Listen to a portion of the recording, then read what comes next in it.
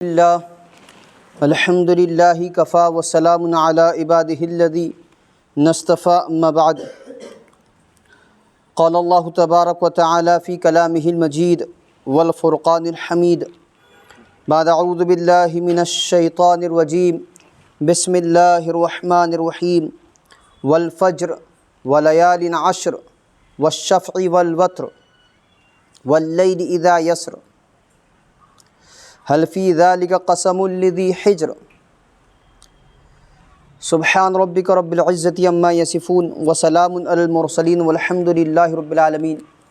اللہم صلی علی سیدنا محمد وعلی آل سیدنا محمد بارک وسلم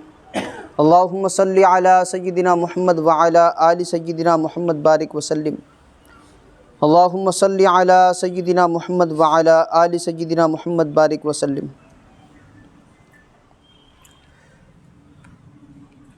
تو اگر نواز دے تو تیرا کرم ہے، ورنہ تیرے رحمتوں کا بدلہ میری بندگی نہیں ہے۔ معزز سامعین کرام، ملت اسلامیہ کے عزیز نوجوانوں، بزرگان ملت، اللہ رب العزت نے بعض مقامات کو دوسرے مقامات سے افضل قرار دیا اور بعض زمانوں اور اوقات کو دوسرے زمانوں اور اوقات پر فوقیت عطا فرمائی، برتری عطا فرمائی کہ ان مخصوص اوقات اور مقامات میں کیا گیا عمل دوسرے دنوں اور زمانوں میں کیے جانے والے اعمال کی بنسبت سبقت لے جاتا ہے۔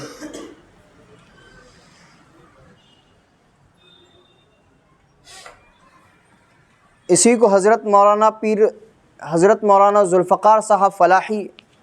علیہ الرحمہ اپنی کتاب نیکیوں کا موسم نامی کتاب میں تحریر فرماتے ہیں کہ ہر چیز کا ایک سیزن ہوتا ہے، ایک موسم ہوتا ہے۔ اس سیزن، اس موسم میں وہ چیز بہت زیادہ کھپت والی ہو جاتی ہے، بہت زیادہ بکری والی ہو جاتی ہے، بہت زیادہ فائدہ مند ہو جاتی ہے۔ اس سیزن میں آدمی بہت زیادہ فائدہ اٹھا لیتا ہے۔ مثال کے طور پر آپ آم کے سیزن کو لے لیجئے۔ جو حضرات فروٹ لائن کے لوگ ہیں وہ جانتے ہیں کہ ان کے یہاں پر آم کا سیزن کیا اہمیت رکھتا ہے۔ لاکھوں روپے کا نفع الحمدللہ ہو جاتا ہے ایک سیزن کرنے کی وجہ سے۔ تو ایسے ہی اللہ تبارک و تعالیٰ نے چند مہینے، چند دن، چند ایام، چند اوقات ایسے رکھے ہیں کہ بندہ اگر ان دنوں میں، مہینے کے ان تاریخوں میں کوئی بھی چھوٹے سے چھوٹا عمل کرے، اس کی اہمیت، اس کی وقعت، اس کی قیمت بہت زیادہ ہو جاتی ہے، بڑھ جاتی ہے۔ اور انہی زمانوں، انہی اوقات، انہی مہینوں میں سے ایک مہینہ ذی الحجۃ الحرام کا مہینہ ہے، اور اس کے ابتدائی 10 دن ہیں کہ یہ بہت زیادہ محبوب ہے اللہ تبارک و تعالیٰ کی نگاہ میں۔ خود قرآن عظیم الشان میں اللہ تبارک و تعالیٰ اس کا تذکرہ فرماتے ہیں والفجر ولیال عشر سے، قسم ہے فجر کی اور 10 راتوں کی۔ یہاں اللہ تبارک و تعالیٰ نے ولیال عشر کی جو 10 راتوں کی جو قسم کھائی ہے، ان 10 راتوں سے مراد ذی الحجۃ الحرام کی ابتدائی 10 راتیں ہیں۔ تفسیر ابن کثیر میں لیالی عشر کی مراد کے سلسلے میں مفسر نے مختلف ائمہ تفسیر کی رائے بیان کرنے کے بعد ارشاد فرمایا ہے کہ صحیح یہ ہے کہ اس سے مراد عشر ذی الحجہ ہے، اور اس کی تائید کے طور پر مسند احمد کی ایک روایت نقل کی ہے جس میں نبی اکرم صلی اللہ تعالی علیہ وسلم نے ارشاد فرمایا ان العشر اشہر الضحیٰ، عشر سے مراد ذی الحجہ کا عشرہ ہے، یعنی ذی الحجۃ الحرام کے جو ابتدائی 10 راتیں ہیں وہ مراد ہیں۔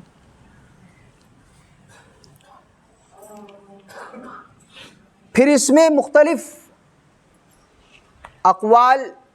پہلے جملے سے لے کر 5ویں آیت تک، والفجر صبح صادق کی جو اللہ تبارک و تعالیٰ قسم کھا رہے ہیں، بعض مفسرین فرماتے ہیں اس سے پہلے ذی الحجہ کی صبح صادق مراد ہے، بعض فرماتے ہیں کہ پہلی محرم کی صبح صادق مراد ہے،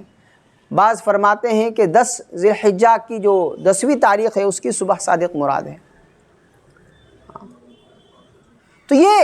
اللہ تبارک و تعالیٰ قسم کھا رہے ہیں، 10 راتوں کی قسم اللہ کھا رہے ہیں۔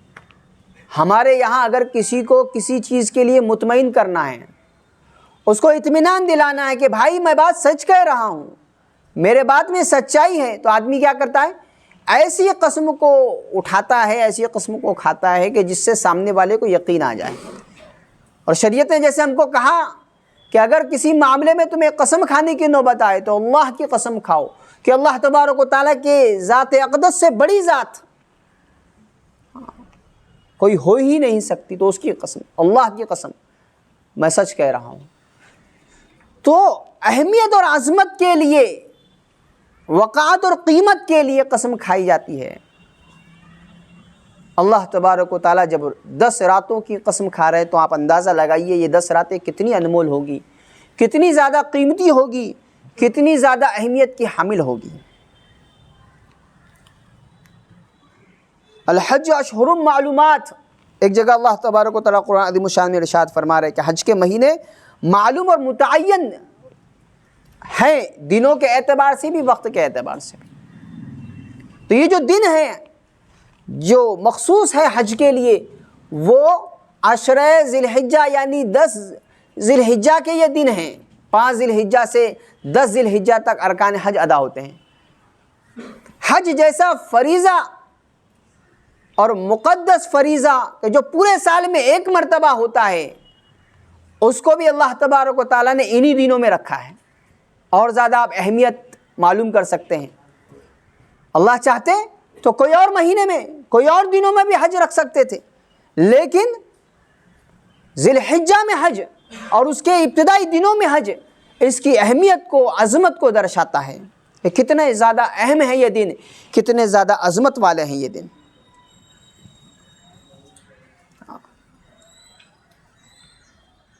پھر احادیث مبارکہ میں اگر آپ نظر ڈالیں گے تو آپ کو بے شمار حدیثیں فضائل ذی الحجہ پر مبنی ملے گی۔ چنانچہ حضرت ابن عباس رضی اللہ تعالیٰ عنہما راوی ہیں، روایت فرماتے ہیں قال رسول اللہ صلی اللہ تعالیٰ علیہ وسلم کہ اللہ کے نبی صلی اللہ تعالیٰ علیہ وسلم نے ارشاد فرمایا ما من ایام العمل الصالح فیہن احب الی اللہ من هذه الايام العشر فقالوا یا رسول اللہ ولا الجہاد فی سبیل اللہ فقال رسول اللہ صلی اللہ تعالی علیہ وسلم ولا الجہاد فی سبیل اللہ الا رجل خرج فی نفسہ ومالہ فلم یرجع من ذلک بشیء۔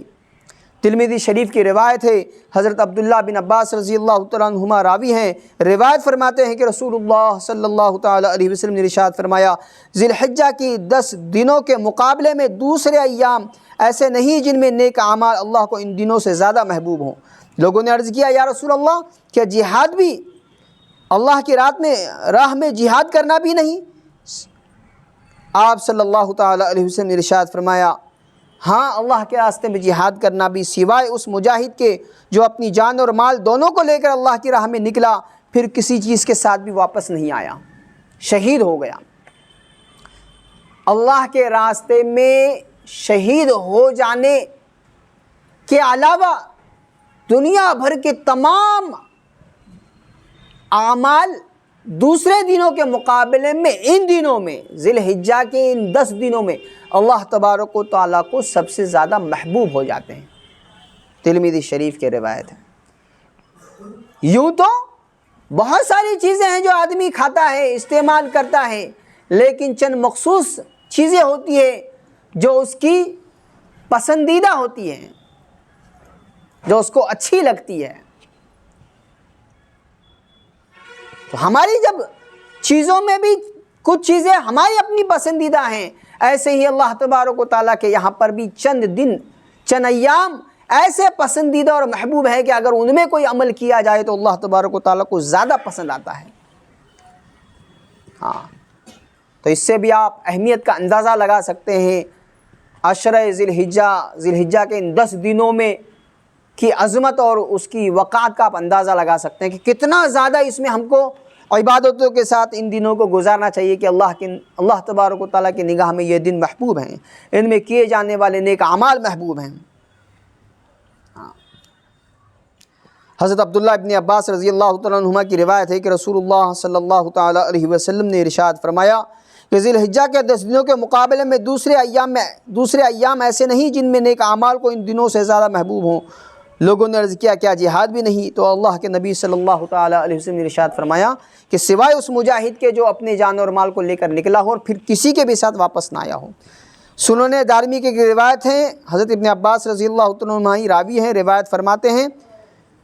کہ عشرہ ذی الحجہ کی عبادت سے کسی اور دن کی عبادت افضل نہیں۔ وہی روایت جو اوپر آپ کے سامنے ذکر کی گئی دارمی کی بھی روایت ہے۔ بیہقی کی روایت میں اللہ کے نبی صلی اللہ تعالیٰ علیہ وسلم نے ارشاد فرمایا کہ عرفہ کا دن، یہ جو 9 ذی الحجہ کا دن ہوتا ہے، عرفہ کا دن، یہ بہت زیادہ اللہ تبارک و تعالیٰ کی نگاہ میں محبوب ہے کہ اس میں ڈبل بینیفٹ بندے کو ملتا ہے، ڈبل فائدہ ملتا ہے۔ ایسے تو ذی الحجہ کے 10 دنوں کے روزوں کی فضیلت احادیث مبارکہ میں آتی ہے کہ ایک دن کا روزہ 1 سال کے روزوں کے برابر ہے۔ ایک دن اگر آدمی روزہ رکھے گا ذی الحجہ کے 10 دنوں میں، ابتدائی 9 دنوں میں، 1 ذی الحجہ سے 9 ذی الحجہ تک 9 دن، 10واں دن تو عید کا ہے جس دن روزہ رکھنا حرام ہے، تو 9 دن جو ہے 1 ذی الحجہ سے 9 ذی الحجہ تک، ان دنوں میں اگر کوئی ایک دن کا روزہ رکھے گا اس کو ایسا ثواب ملے گا جیسے اس نے 1 سال کا روزہ رکھا، اور ان راتوں میں اگر کوئی جاگے گا تو اس کو لیلۃ القدر میں جاگنے کے برابر ثواب ملے گا۔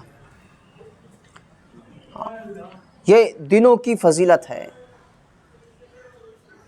مفسرین فرماتے ہیں، تفسیر کرنے والے علماء فرماتے ہیں کہ یہ ابتدائی ذی الحجہ کے دن ایسے دن ہے کہ جس میں انگنت عبادتوں کو اللہ تبارک و تعالیٰ نے جمع فرما دیا ہے۔ روزہ آپ رکھیں گے 1 سال کے روزوں کے برابر فضیلت پائیں گے۔ حج اس میں فرض ہے، حج جیسا محترم بشان عمل اس میں فرض کیا گیا۔ تسبیح صحابہ اکرام کا معمول تھا کہ ان دنوں میں لا الہ الا اللہ، اللہ اکبر کا ورد زیادہ کرتے تھے۔ تسبیح کو جمع فرما دیا، نماز کو جمع فرما دیا، حج کو جمع فرما دیا، قربانی کو جمع فرما دیا۔ اتنی زیادہ عبادتیں کسی اور مہینے کے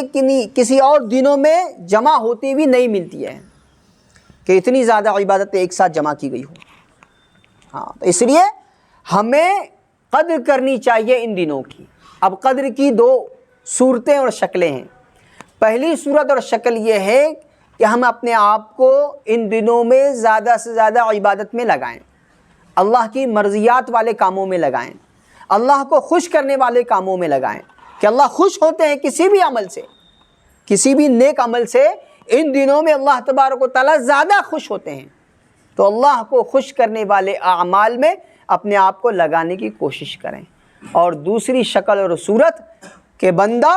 ان دنوں کی اہمیت کو دیکھتے ہوئے، عظمت کو دیکھتے ہوئے، فضیلت کو دیکھتے ہوئے اپنے آپ کو گناہوں سے بچا لے۔ ایسے تو پورا سال زندگی کے ہر مرحلے میں اپنے آپ کو گناہ سے بچانا ہے، لیکن جب کبھی ہماری زندگی میں ایسے انمول دن آ جائیں، ایسے فضیلت والے دن آ جائیں کہ جن کی راتوں کی قسم اللہ نے کھائی ہو، جن راتوں کا تذکرہ اللہ تبارک و تعالیٰ نے قرآن عظیم الشان میں فرمایا ہو، اللہ کے نبی صلی اللہ تعالیٰ علیہ وسلم نے جن راتوں کی فضیلتیں بیان فرمائی ہوں، کم از کم ان میں تو ہم اپنے آپ کو گناہوں سے بچائیں۔ عام راستوں میں آپ رول کو فالو کریں یہ ضروری ہے، لیکن کسی ملٹری ایریا میں آپ چلے جائیں زیادہ فالو کرنا پڑتا ہے۔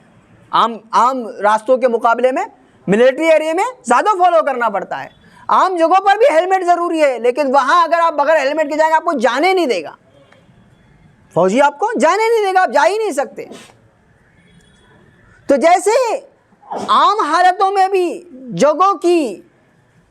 اور قوانین کی پاسداری میں ہم کم زیادہ کرتے ہیں،